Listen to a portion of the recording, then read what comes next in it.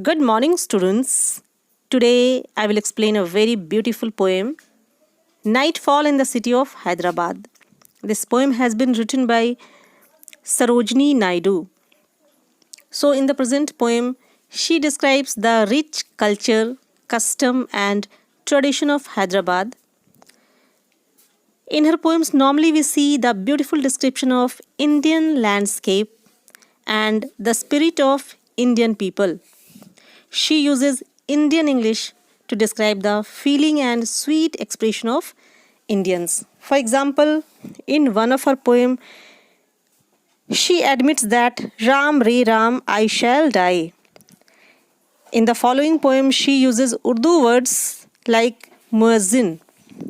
So, this fusion of Urdu and Hindi with English adds beauty to her poems and also gives Indian English a unique identity. So let's start the poem. Children, have you ever seen your city from the top of a building, especially in a festive night such as Diwali? So you will see that such aerial view of your city really looks very majestic. It looks quite different from the way it looks on an ordinary day. So in this poem, you will have an aerial view of Hyderabad in a festive night. And the way Sarojini Naidu has described it is really praiseworthy. So normally the theme of this poem celebrates the glory of an ancient city with its river, monuments, tradition and custom.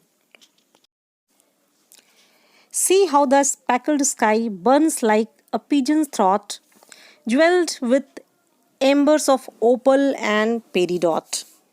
So, in the first two lines, the poet describes the beauty of night.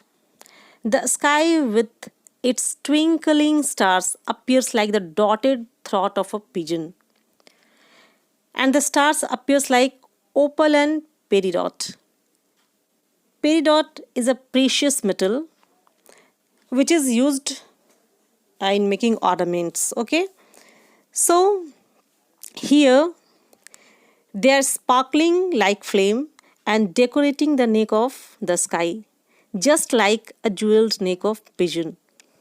So here we can see the beautiful description of night with stars shining like opal and peridot. See the white river that flashes and scintillates curved like a tusk from the mouth of city gate. Here the word scintillate means sparkle. So we see the description of river. Musi river flow there. So it has been described during night. In night it twinkles white in the dark background. So you can imagine how extraordinary it might be looking. Since Musi river bends through the city and passes through the gates, so this curve, this bend of white river appears like tusk of an elephant. So you can say this is the example of beautiful simile also, where the bend of white river has been compared to the tusk of an elephant. Hark from the minaret how the muezzin's call float like a battle flag over the city. So now she says that listen the muezzin's call from the tower of mosque. So muezzin is a man who calls Muslims to prayer, usually from the tower of a mosque. So his voice and this call is also termed as azan, and this azan encourages holiness, which is highly necessary during night when you can say men are likely to do sin. So here azan has been compared to battle flag. So battle flag reminds us either the enthusiasm for war or joy of victory. Azan also tells that religion is not for timid and lazy person. It's just like a war or a struggle for purity. So we see that there's a beautiful comparison of azan with battle flag. From trellised balconies, languid and luminous faces gleam, veiled in a splendor voluminous. Here the word trellised means supported, the word languid means relaxed, and the word voluminous means very large.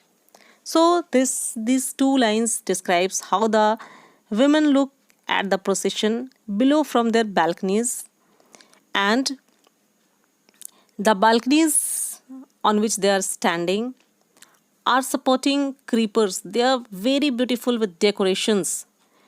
Women wear veils upon their beautiful faces, and their half visible happy faces make them more beautiful.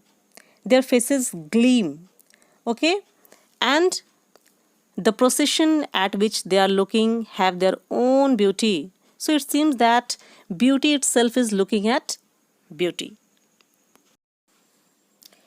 Leisurely elephants went through the winding lanes, swinging their silver bells hung from their silver chains. So as I told you that women are looking at grand procession at night, and the movement of elephants is equally unique.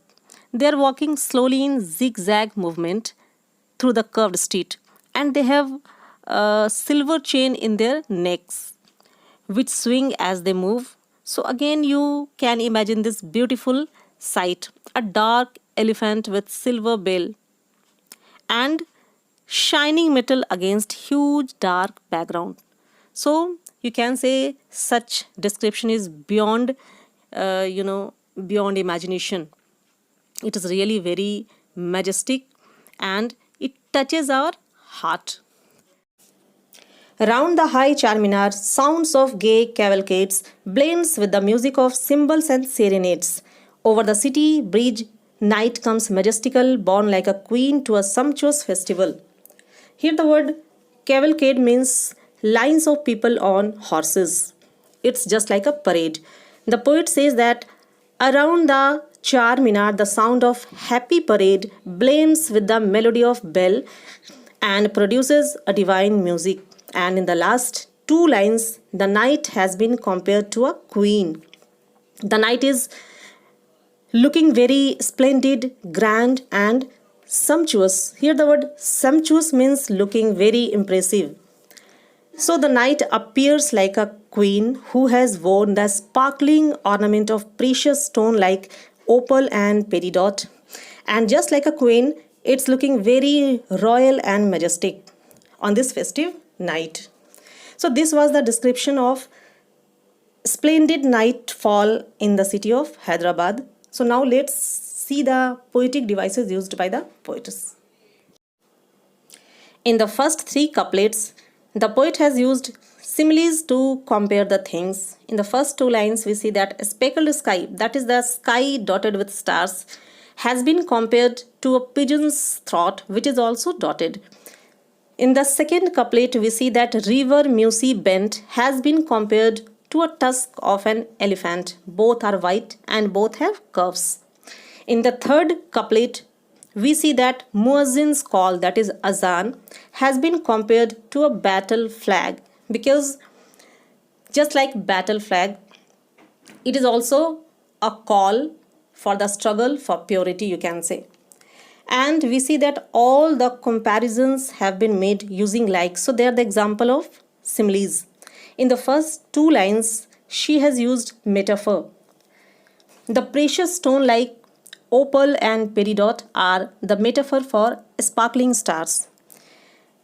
The poetess has used exaggeration also to enhance the beauty of the poem, which appeals to the senses of the readers. And the rhyming scheme of this poem is AA, BB, CC, and so on.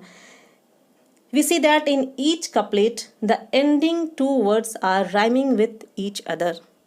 So I hope you have understood this poem. So thank you.